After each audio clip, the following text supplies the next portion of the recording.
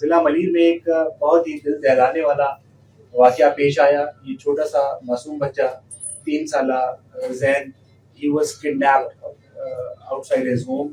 بچہ جب 5 بجے گھر کے باہر نکلا, چھوٹی عمر کا بچہ ہے, ظاہر ہے ایریا میں جو لوکیلٹی ہے ایک دوسرے پہ اعتماد ہوتا ہے اور اس طرح کی چیز ایکسپیکٹ نہیں کی جا رہی ہوتی.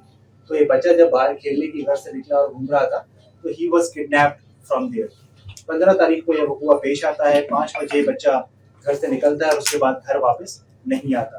انیشلی جب فیملی تھوڑی ورڈ ہوتی ہے تو یہ پولیس کے پاس اپنی گمشدگی کی رپورٹ جمع کراتے ہیں.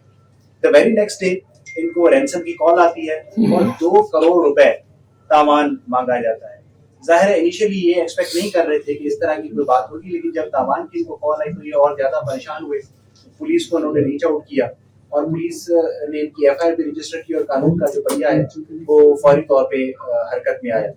اسپیشل اس میں ٹیم ایک مرتب کی گئی جس کو اے ایس پی صاحب ملیر بھاب صاحب کی سربراہی میں ٹیم کو مرتب کیا گیا, جس میں S H O Shah Latif town, S H O Malir city, ہمارے آئی ٹی انچارج اور وہ پوری ایک ٹیم تشکیل دی گئی. سی پی ایل سی نے ہمارا بہت زیادہ اس میں ساتھ دیا.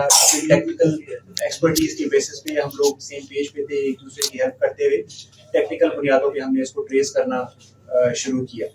جب انیشلی تاوان کی کال آئی 2 نمبروں سے یہ بتدریج کالیں آ رہی تھی اور وہ جو ایکسٹارشنسٹ تھا یا وہ جو کالر تھا بھتا جو وصول کرنا چاہ رہا تھا, تاوان وصول کرنا چاہ رہا تھا, اس سے فیملی بھی رابطے میں تھی اور نتیجتاً پولیس بھی اس سے رابطے میں آئی.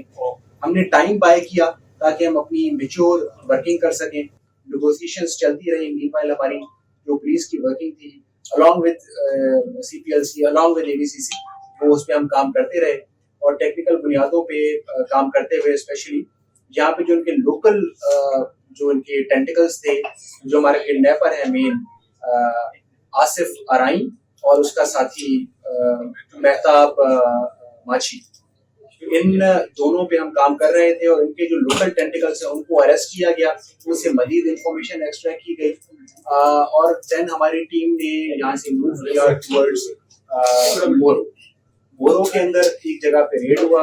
پوری ٹیم نے کنسنٹریڈ ایفرٹ کرتے ہوئے نہ صرف وہاں سے جو تاوان مانگنے والا شخص تھا اس کو اریسٹ کیا, بلکہ اس سے زیادہ ضروری کہ بچے کو سیفلی اینڈ ساؤنڈلی ریکور کیا.